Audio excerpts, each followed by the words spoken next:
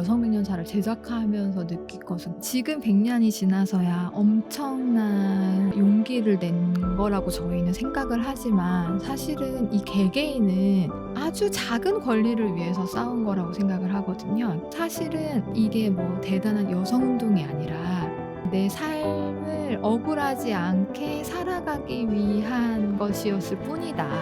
그냥 내 삶에서 내가 지켜야 한다고 생각하는 가치를 지키기 위해서 노력하는 사람들의 노력이 모여서 이 세상을 바꾸는구나. 이제 이런 생각들을 많이 하게 됐어요.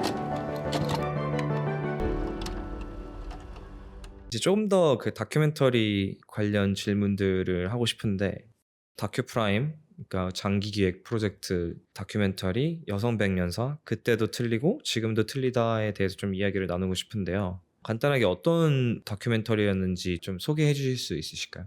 여성 백년사는 이제 100년 전 여성들의 삶이 어땠는지 좀 보여주고 싶다. 그리고 그 삶들이 그들의 노력이 현재 어떤 영향을 미치는지 알려주고 싶다. 뭐 이런 이제 개인적인 질문에서부터 시작을 한 프로그램이고요.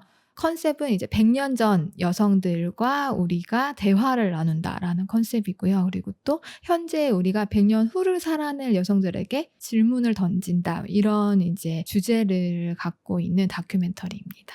원래 시작부터 이런 이야기들이 있다였나요? 아니면은 어떤 던지고 싶은 메시지가 있었던 건가요?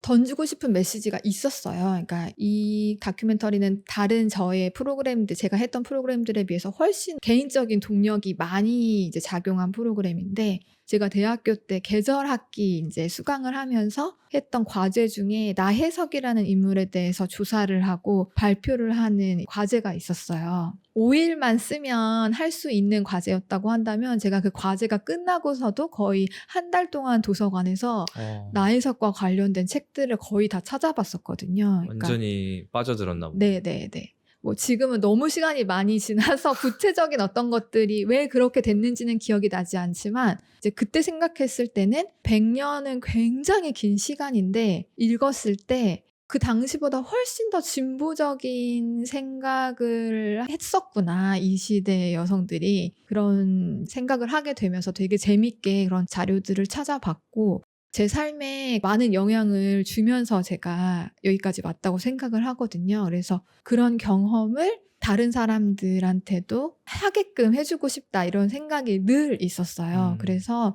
그걸 늘 욕망만, 그런 꿈만 마음속에 갖고 있다가 제가 어떤 전시를 보게 됐는데 그게 황금광 시대라는 1920년대, 30년대 인쇄 매체들을 전시를 해놓은 거였어요.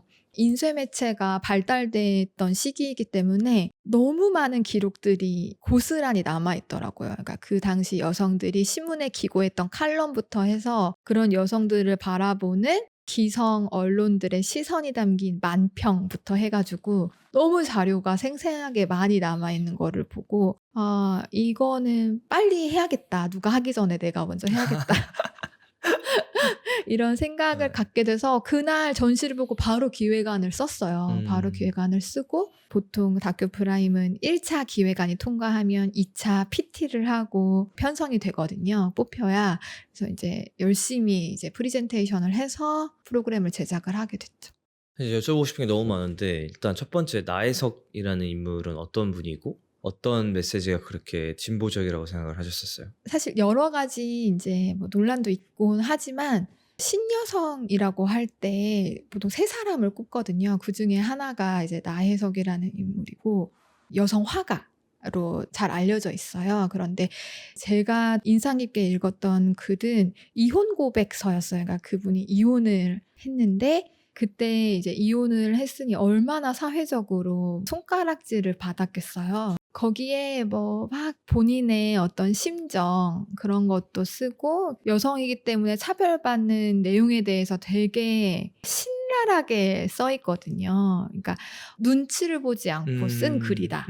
이런 것들이 되게 느껴지고 그런 내용이 있어요. 나는 이제 한 줌 재가 되겠지만 내 외침이 후대 여성들한테는 전달돼서 그들은 내 이름을 기억할 것이다. 막 이런 어허. 문장이 있어요. 근데 제가 그 문장을 보고 그 대학생 때 되게 약간 소름이 돋았던 기억하고 거죠. 있는 네네, 거니까요. 그쵸. 수십 년이 지나서 정말 이렇게 기억되고 있구나라는 게 이제 느껴져가지고 그때 기억으로 이제 계속 이 프로그램을 만들었던 것 같아요. 공개되고 나서 그 시기에 제 기억으로 약간 한창 젠더 갈등이 이제 고조되고 있었던 시기인 것 같은데 그때 부담이나 이런 건 없으셨나요? 제작하실 때?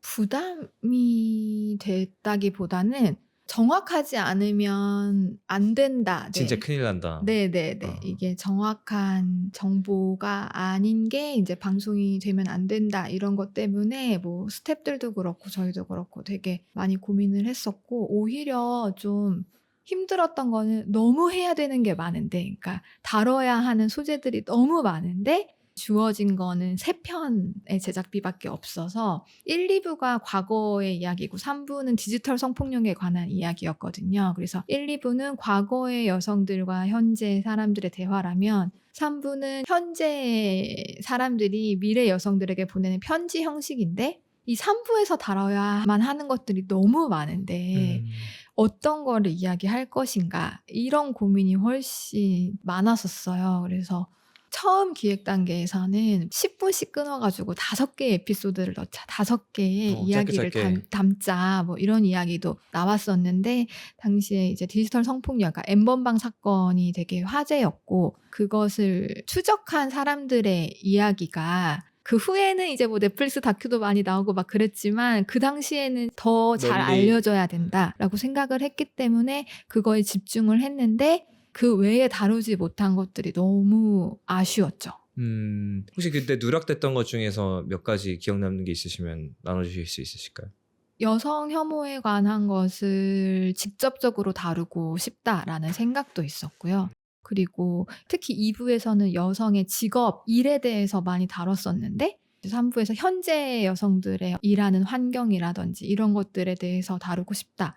일과 가정을 양립해서 헤쳐나가려고 하는 여성들의 고군분투도 담고 싶다. 요즘 가장 이제 사회적으로 이슈가 되는 것은 이제 비혼을 선택하는 여성들의 이야기잖아요. 네. 그러니까 사실은 그런 것도 본격적으로 다루고 싶다. 뭐 이런 여러 가지 생각들이 많았는데 진짜 많네요. 네, 그중에 하나를 택해야 되는 게 굉장히 힘들었고 되게 민감하게 받아들일 수도 있는 이슈들인데 그중에서도 디지털 성폭력을 선택한 이유는 기술의 발달로 새로운 범죄가 나타난 거잖아요. 이거는 아마 시간이 갈수록 더 새로운 범죄, 더 우리가 생각하지 그렇죠. 못하는 그렇죠. 영역의 범죄가 있을 수 있다. 이런 생각 때문에 어떤 미래 세대에 전하는 메시지로는 이제 디지털 성폭력을 선택을 한 거죠. 그렇네요. 이제 막 생성형 AI도 있으니까 딥페이크 영상 같은 것도 많이 나오고 예전엔 사실 상상할 수도 없는 그런 것들인데 참 의미 있는 결정이긴 한데 제가 그냥 듣기만 해도 사실 너무 안타까운 상황인데 한 편만 더 어떻게 해보면 안 되냐 이런 얘기도 하셨을 것 같고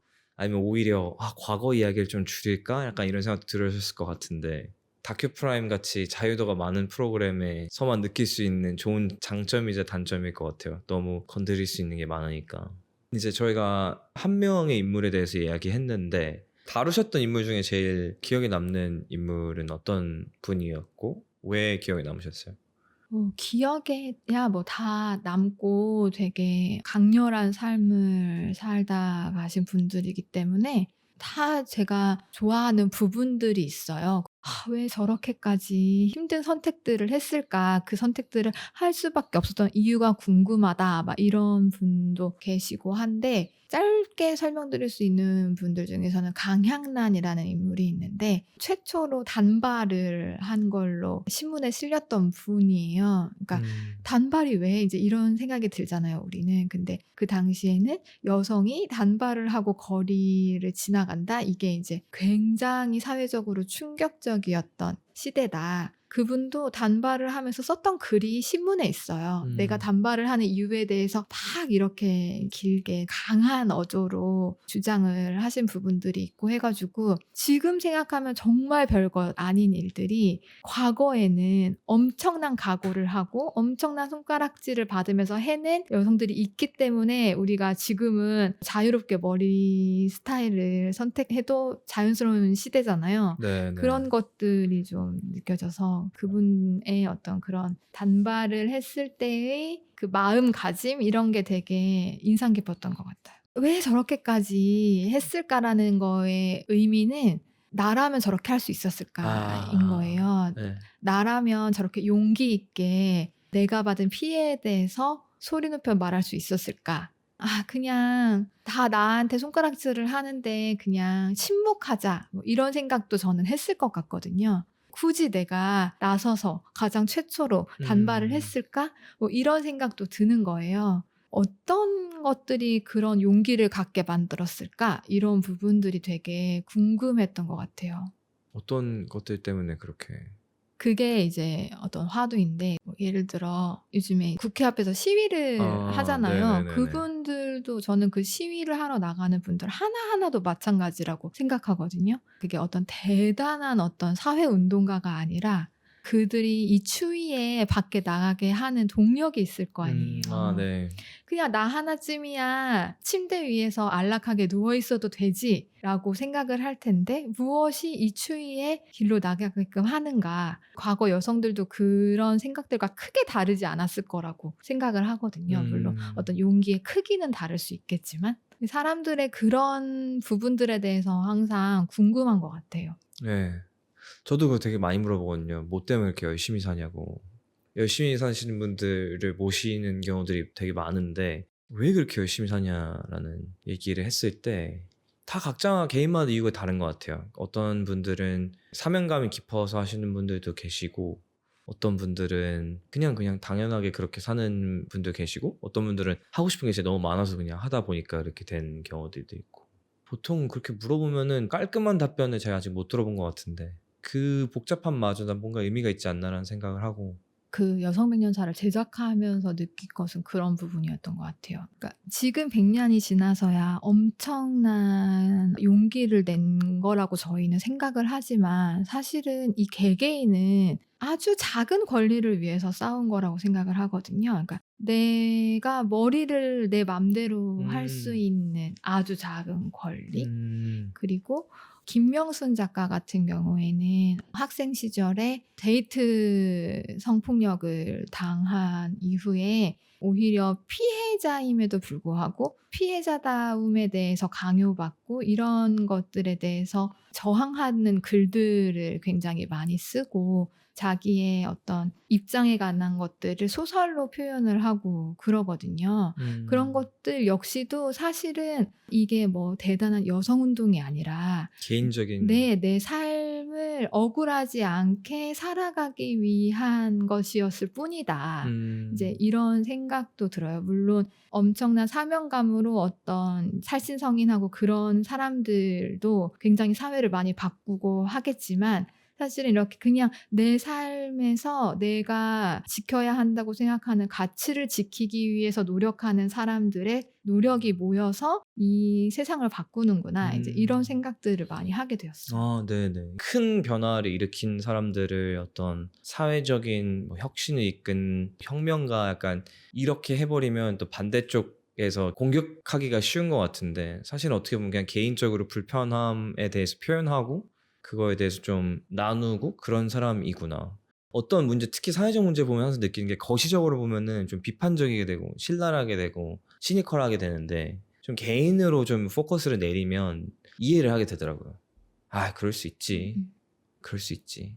그래서 이런 사회적인 운동을 보고 특히 요즘엔 통계도 워낙 잘 돼 있고 그러다 보니까 이렇게 묶어버리면은 뭔가 큰 거대한 움직임 같다고 느끼고 그게 오히려 거북함이 들 수도 있고 이런데 그냥 우리 엄마의 불편함, 우리 형의 불편함, 뭐 동생의 불편함 이렇게까지 생각하면은 그렇게 막 나 죽고 너 죽고 할 문제는 아닐 수 있겠다.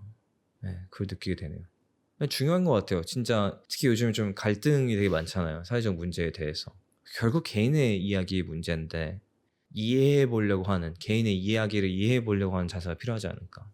항상 이 여성 인권 문제에 대해서 좀 다루고 싶었고 긴 호흡의 컨텐츠에서 다룰 수 있을 법한 주제다라고 생각을 했는데 어떻게 다루는지가 참 중요하다고 생각을 또 했고 근데 PD님 컨텐츠를 보면서 되게 좋았거든요. 저는 이 느낌 참 좋다라고 생각을 했는데 그게 아마 저한테는 그냥 이야기의 집합체처럼 들려서 그랬던 것 같아요.